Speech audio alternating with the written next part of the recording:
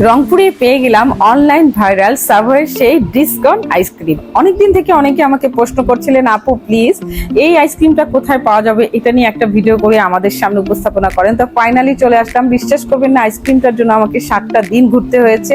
দেন তারপরে অর্ডার দিয়ে এই আইসক্রিমটা আনতে হয়েছে। সব দোকানে এটা পাওয়া যাচ্ছিল না, প্রায় আমাকে 7 দিন ঘুরে এটা আনতে হয়েছে। তো কোথায় পাওয়া যাবে এটা আমি ভিডিওর মধ্যে বলে দিব। প্রথমে আইসক্রিমের যে সাইজটা, এটা রেগুলার কোন আইসক্রিমের মতোই আর কি সাইজটা, একদমই বড় না। ভেবেছিলাম প্রাইসটা একটু বেশি, একটু বড় হয়তো বা হবে। আইসক্রিমটা খোলার সাথে সাথে কিন্তু 2টা লেয়ার চোখে পড়ে। একটা হচ্ছে আইসক্রিমের লেয়ার, দেন একটা মোটা করে চকলেটের লেয়ার।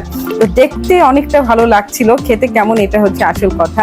প্রথম বাইটেই মনে হবে আপনাদের কাছে যে আপনারা কফি খাচ্ছেন।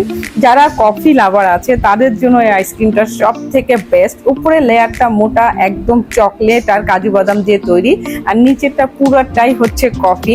দেন একটা কফির হালকা একটা হচ্ছে লিকুইডও আছে। যারা কফি লাভার তাদের কাছে এটা আসলেই খুব ভালো লাগবে।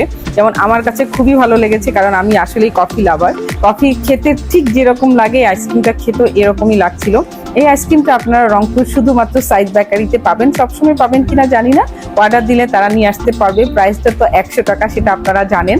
নিচের লেয়ারও কিন্তু এরকম লিকুইড ছিল। তো এই যে বললাম, খেতে আমার কাছে ভালো লেগেছে, তবে প্রাইসটা অনেক বেশি। আপনারা জানাবেন যদি কেউ খেয়ে থাকেন আসলে আপনাদের কাছে প্রাইসটা অনেক বেশি মনে হয়েছে কিনা। আজকের মতো বিদায় নিচ্ছি, আল্লাহ হাফেজ।